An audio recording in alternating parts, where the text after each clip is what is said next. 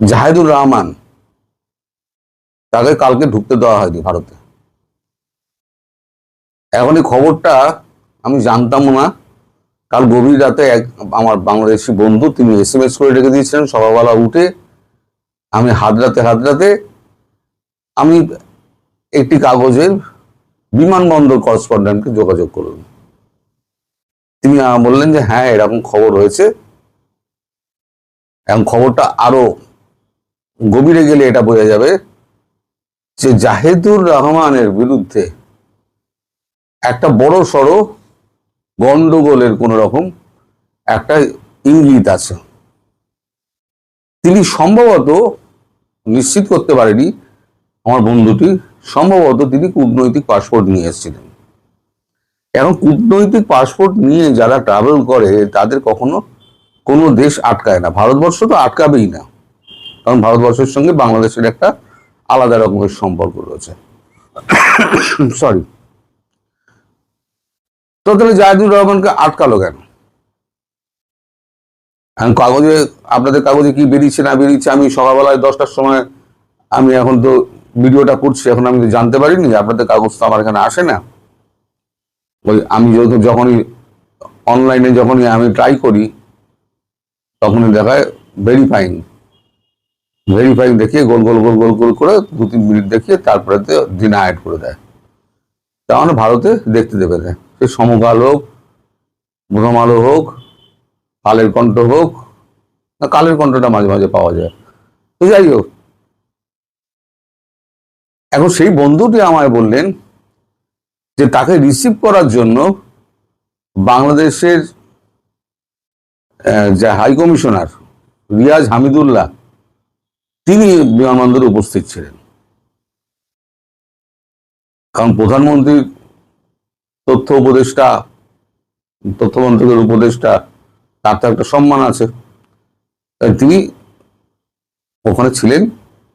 এখন যেটা জানা যাচ্ছে ভাষা সেটা হচ্ছে ভারত একটা অর্গানাইজ করেছে ইন্ডিয়ান ওশান রিং সামিট বলে কিছু একটা আছে বোধহয়। যেমন শেখ হাসিনা যখন প্রধানমন্ত্রী ছিলেন সেই সময়তে বাংলাদেশকে যুক্ত করা হয়, তারই একটা কোনো সামিট রয়েছে। সেই সামিটে যোগ দেওয়ার জন্য তিনি দিল্লি এসেছিলেন। এবার দিল্লি বিমানবন্দরে নেমেছেন। আমি যতটুকু জানতে পেরেছি, সত্যি মিথ্যে আমি কোনোদিন দাবি করব না, ওই সংবাদদাতা, তিনি একটি প্রতিষ্ঠিত কাগজের সংবাদদাতা, তার নামটা বললে পরে মুশকিল আছে, সে আইডেন্টিফাইড হয়ে যাবে যে আমাকে খবর পাচার করছে, তাই নাম বলছি না। তো সে তাহলে চাকরি করে। তো যখন ইমিগ্রেশনে যায় তখন তার পাসপোর্ট দেখে তখন ওনাকে জিজ্ঞাসাবাদ করা হয়। জিজ্ঞাসাবাদের একটা পর্বে যখন তাকে বলা হয় আপনি একটু পাশের ঘরে আসুন, উনি তখন অস্বীকার করেন। উনি বলেন যা জিজ্ঞাসা করার এখানে করুন, পাশের ঘরে কেন? না, আপনার কাছ থেকে কিছু নির্দিষ্ট তথ্য আমাদের জানার আছে। জাহিদুর রহমান বলেছেন আমি তো ভ্যালিড ডকুমেন্ট নিয়ে আমি ট্রাভেল করছি, তাহলে কেন আমাকে জিজ্ঞাসাবাদ করা হবে? আমি তো কোনো অপরাধী নই, আমি তো কোনো খুন জখম বা আমার বিরুদ্ধে কোনো মামলা নেই। তখন এই গোপ ধরে বসে থাকে আমাদের ইমিগ্রেশন অফিসাররা। যখন কথাবার্তা যখন উনি একেবারে চরমে উঠেছে, তখন ইমিগ্রেশন অফিসাররা, যেহেতু কূটনৈতিক পাসপোর্ট উনি নিয়ে গেছেন, তাই কূটনৈতিক পাসপোর্টে এন্ট্রি ডিনাইড লেখা যায় না। ইমিগ্রেশনে যে কম্পিউটার আছে সেখানে লাল ঢেনা মেরে দিয়েছে, মেরে দিয়ে বলেছে ফিরে যান, আপনাকে ভারতে ঢুকতে দেবো না। এখন যখন এই কাণ্ড চলছে তখন রিয়াজ হামিদুল্লাহ খবর পেয়ে গেছেন, কারণ জাহিদুর রহমান তখন রিয়াজ হামিদুল্লাহকে ফোন করে দিয়েছেন। রিয়াজ হামিদুল্লাহ তখন ছুটতে আমি বাংলাদেশ হাই কমিশনার নিজের পরিচয় দিয়ে ছুটতে তিনি আসেন।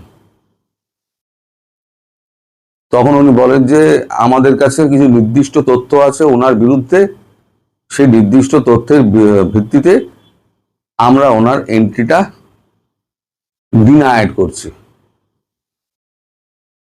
মানে এন্ট্রি করতেই দেবো না আর কি। আমাদের যে এন্ট্রি ডিনাইড যে লিস্টটা আছে তার মধ্যে ওনার নাম রয়েছে। এবার কিছু জানতে হলে আপনি নয়াদিল্লিতে মানে আমাদের যে বিদেশ মন্ত্রক আছে সেখানে আপনি যোগাযোগ করুন। তারা যদি এখান থেকে পারমিশন দেন তাহলে আমরা ঢুকে দেব। এই নিয়ে চরম কথা কাটাকাটি হয়।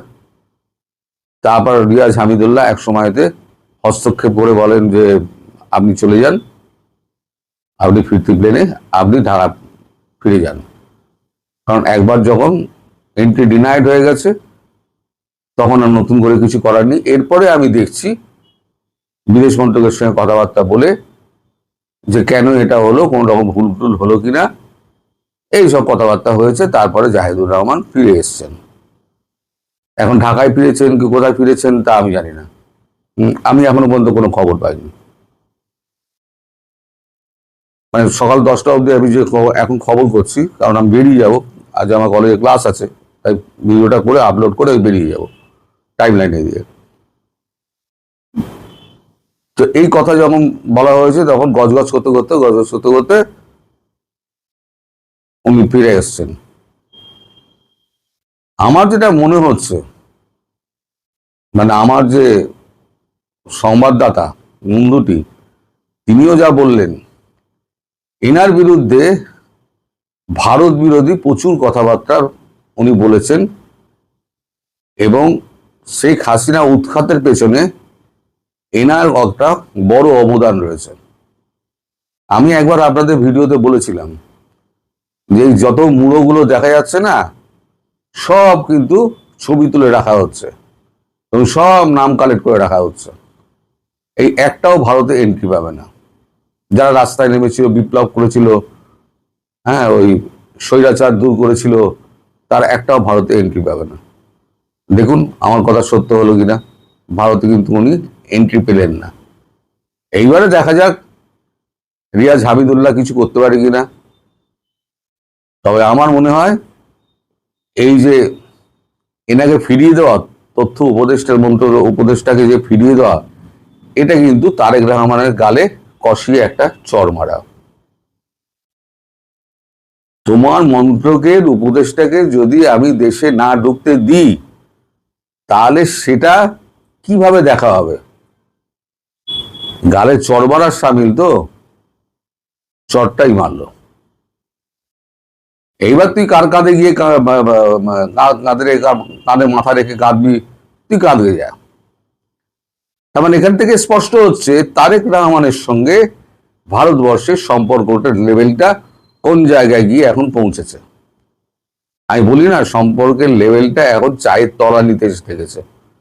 এখন আমার মনে হচ্ছে কাপ উপর করে দিয়ে তলানি যেটুকু ছিল সেটুকু বোধহয় ফেলে দেওয়া হয়েছে। এটা তার একটা নমুনা, ছোট নমুনা। এখন তারপরে কি হয় সেটা তো ভবিষ্যৎ বলবে। আগামীকাল আজকে মানে রাত্রিবেলা আমি কলেজ থেকে ফিরে এসে, ইউনিভার্সিটি থেকে ফিরে এসে আমি খবর পাবো। তখন যদি সেরকম ডেভেলপমেন্ট থাকে আমি আপনার জন্য